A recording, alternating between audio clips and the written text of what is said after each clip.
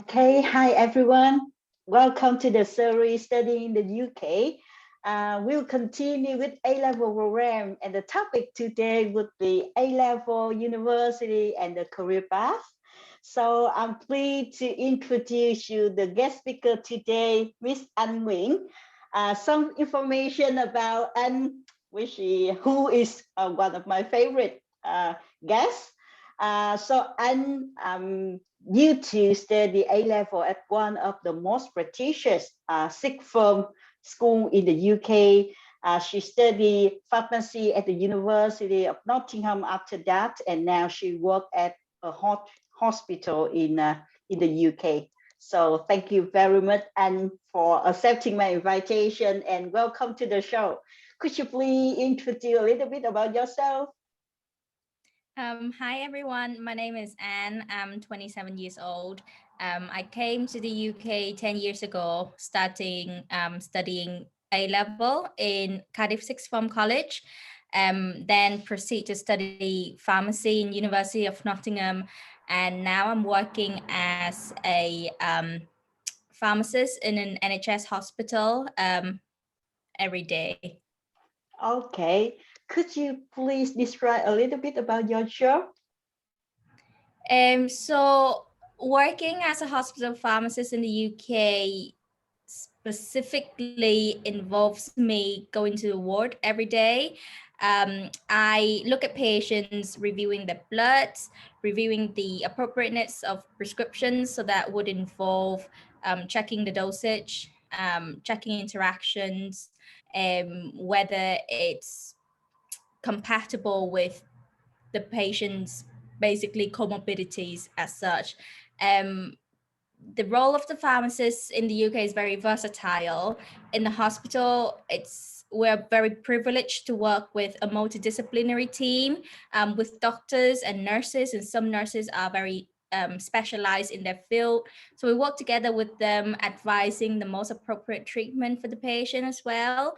That doesn't mean that we forget about our basic job as a Mhm. pharmacist in the pharmacy. So we supply medications to the patient to go home. We also do counseling on new medications to the patient, making sure that they comply well, and that if there is any unfortunate adverse reaction, they will be quick to recognize them and report them back to us, so then we can change to a more appropriate treatment program.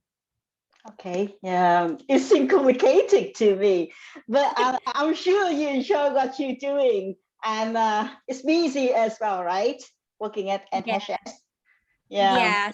So um every day you start your job like normal office time, but on top Mhm. of that you have on-call duty, so you have to be available to answer any questions during the night. You also have to work shifts during the weekend, um, Mm.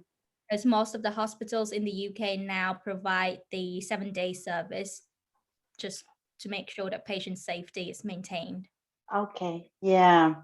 So we get back a little bit to your A-level journey. I know, which is a long times ago. Hopefully you still remember, about your time studying A-level. So as far as I know, you study at a boarding school, right?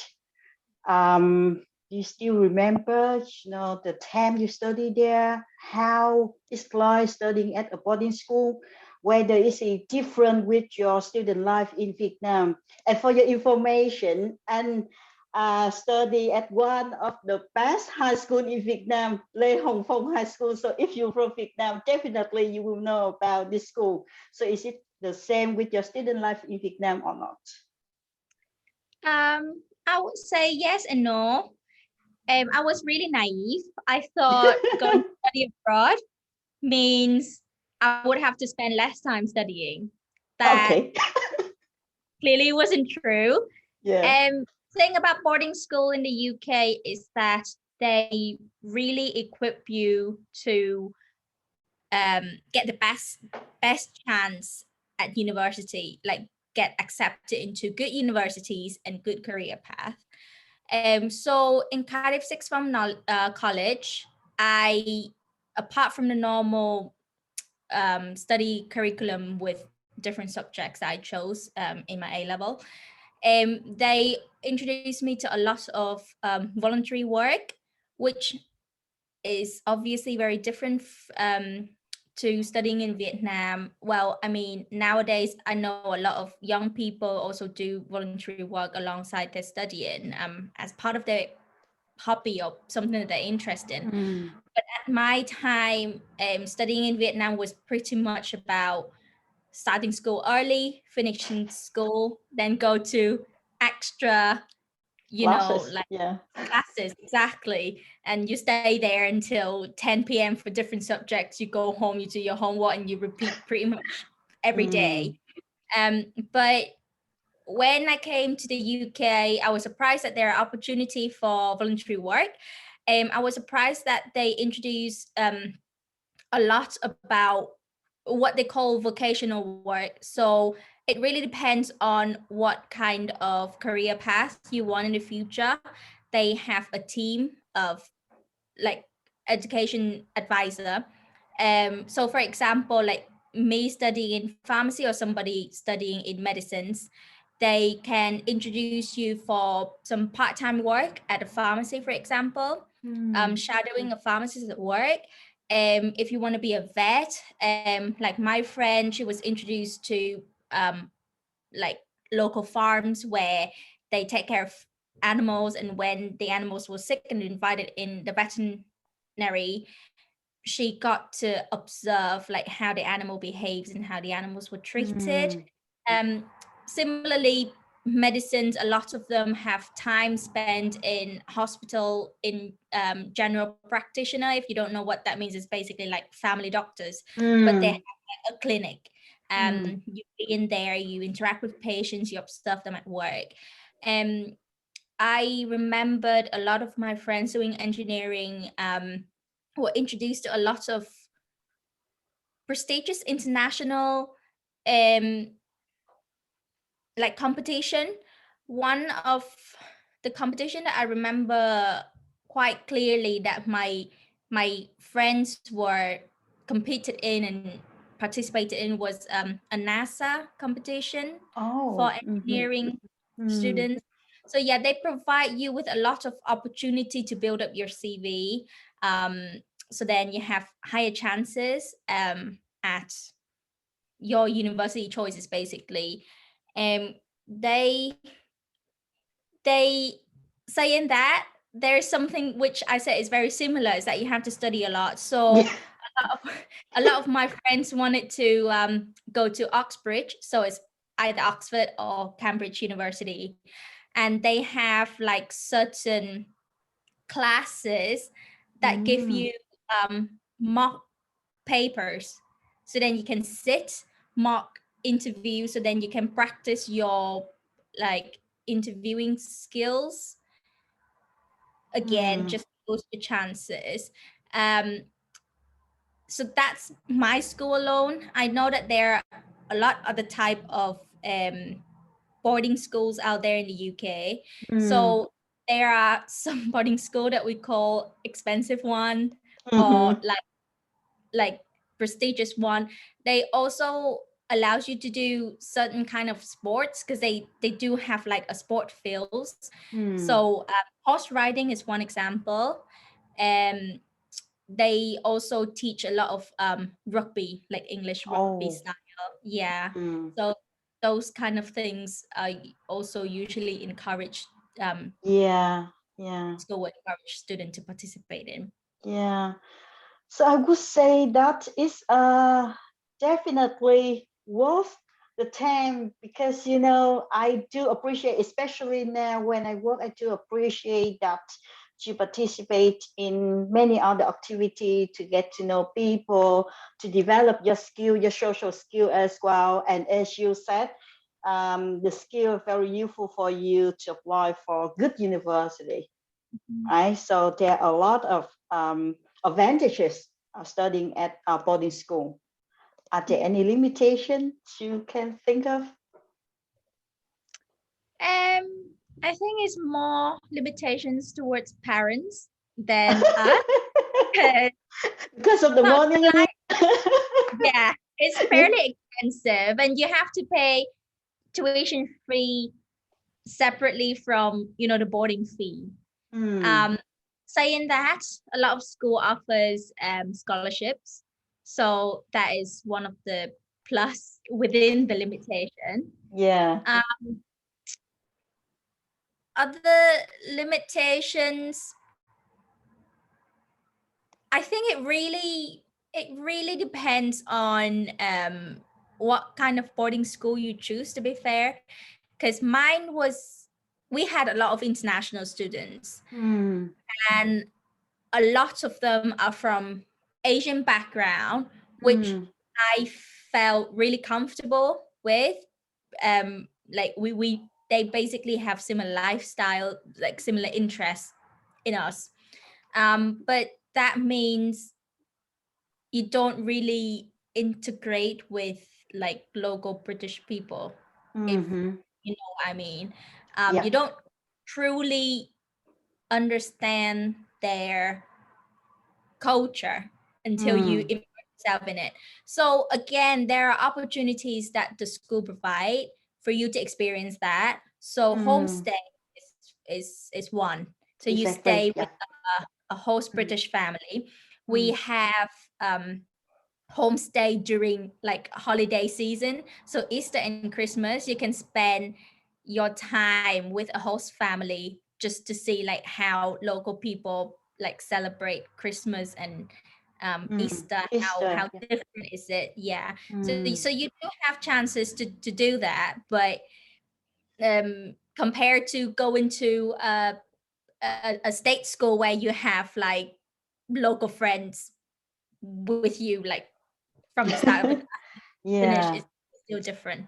Yeah, yeah, I do agree. I do agree.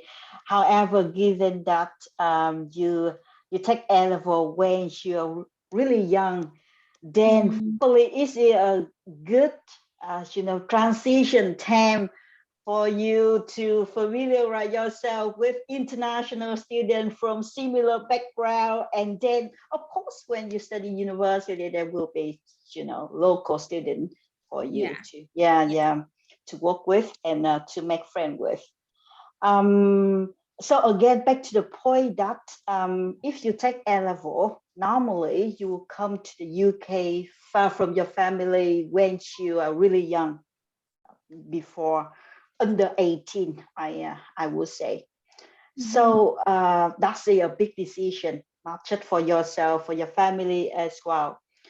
So do you think that taking A level in the UK is beneficial for your undergraduate degree?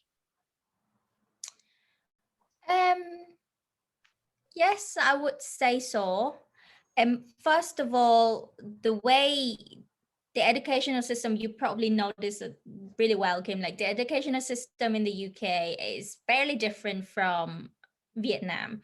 Mm, Um, they teach us a lot about critical thinking. So, because when I did my A level, I do sciences subjects, mm, and even in chemistry, even in biology in Vietnam, is all about calculations. mm, So how you will link to mathematics. mm, In the UK, when I did those subjects, they really asked me to apply a principle and explain a daily life scenario. okay, yeah. So it really builds that kind of critical thinking in your head. And that is really what you need to be able to do university exams. Mm, Yeah. I do Because agree. when Yeah.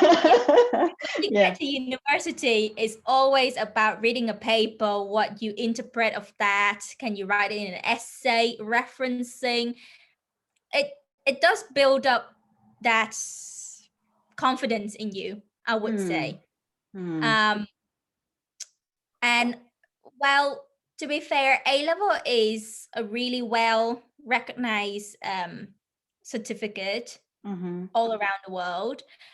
So it does help if you want to not just do university in the UK, but like in Singapore, Australia, Canada, like everywhere else would accept the same degree. They know if you get a certain grades, they know your ability. Whereas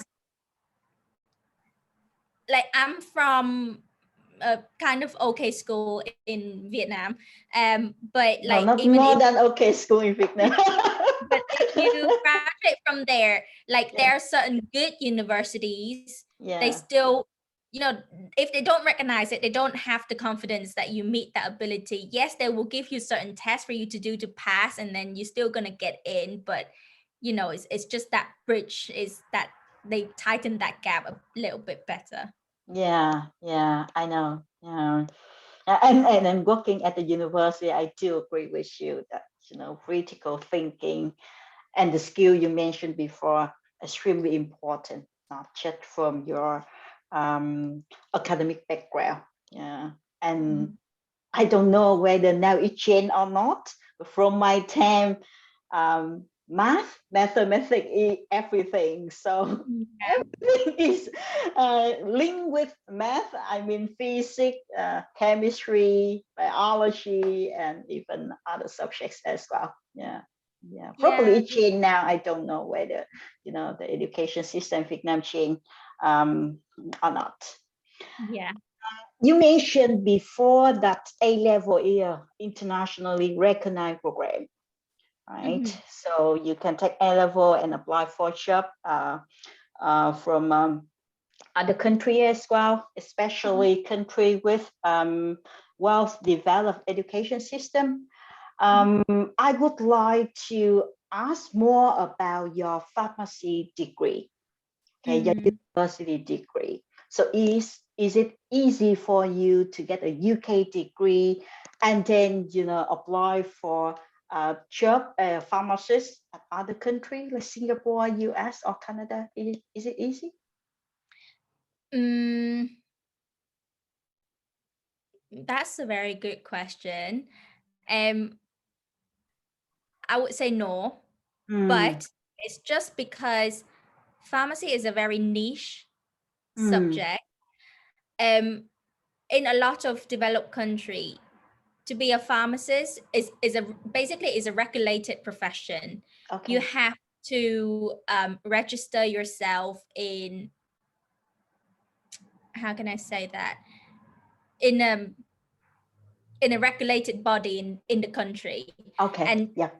to be able to register that, you still have to pass their own exam. And like medicines, drugs laws in different countries are different, Mm, so you cannot really, it's not transferable, if that makes okay. sense. Yeah. Yeah, Yeah. that Mm, every country has their own clinical guideline, has their own kind of drugs that they use. It's really not transferable. mm. Saying that, it doesn't mean that you can only work in the UK. Yeah. I have personally known a lot of my colleagues who have gone out and work in Singapore, in Australia, and some of them in Canada. Mm-hmm. Pretty much because they were in Commonwealth and they do have similar system. So it's kind of easier to transfer. They still have to retake law exams and clinical exams. Okay. In Canada, they will require you to redo your internship year, or at least 6 months again. Mm-hmm. Um, if you want to do it in America, it's just because the America system is very different. You get a doctorate degree in pharmacy rather than a master degree in pharmacy like the UK. So because of that, Mm. they don't really recognize our pharmacy degree. You still have to spend a few years in university, I Oh think. my God. Yeah. So it's that kind of different, but I just say it's because of the niche of the subject. If you were to study um, IT, Mm, engineering, finance, mm. I would say a UK university degree is transferable everywhere. Yeah, I agree, especially for finance. You can Yeah. study finance here and work everywhere in the world. Yeah, but I do appreciate the fact that with family and road regulation different around the world. Yeah. Yeah, Yeah. even from Vietnam and the UK, I can see it totally different. Yeah. So is it a little bit hard for you, right, with your degree, if you want to, yeah. I think it's nice in a way that it makes my life stable. I don't move a lot. Okay. Always look at the positive side. Yeah. But it doesn't mean that like if I want to go, I can still go. Yeah. But I think it's maybe hard. It's not directly transferable, but if you want to do it, you are able to do it. Yeah. I mean, yeah. It should take you a little bit more time than other degree, but it's still it's doable. Yeah. So I know nowadays there are a lot of students, not just from Vietnam, from other Asian countries. They're interested in taking the A level in the UK. Especially right now, like their parents can afford the expensive tuition fee and boarding fee, as you mentioned. There many families can afford that amount of money. So do you have any advice for students who considering taking A level in the UK? I would say first of all, practice your independency. If you know what I mean. Yeah. I remember when I studied in Vietnam, a lot of time, like I was just chill until my mom said that it's time to go study. Then I would go study. It doesn't work that way when you go and study abroad. Like no one would be behind your back to push you. Also in A level and also in university in the UK, the way that the exam student is always right at the end of the course. So you don't have like, the quick 15 minutes like test or like the 1 hour test, the midterm test, the final test. They're all counted towards your certificate at the end. Like it doesn't work like that in the UK. You study all the subjects until the final of the term and you do your exam. So if you don't have the independency, if you don't take that initiative, you're gonna have to cram a lot towards the end of your year, and it's just not feasible. Like it's not doable. If you want a good grades, you have to study along. Yeah. So independence and I would say time management, right? Yeah. Organization skill, Yeah, definitely. organization Have your skill. fun time, but don't go overboard. Yeah, I agree. And I would say student needs those skills at the university level as well. So sooner than later. Even in life. Yeah, any stay in life. I agree. You Yeah. have deadline to the day you don't work anymore. So Okay, thank you very much, and for your insight, for your experience. Yeah, and I hope that the information, I find your information really useful. I hope that useful for the student as well. Thank you very much for the talk today, and wish you all the best with your career and your personal life. Thank you. thank you. All the same to all of you. Bye. Okay, bye.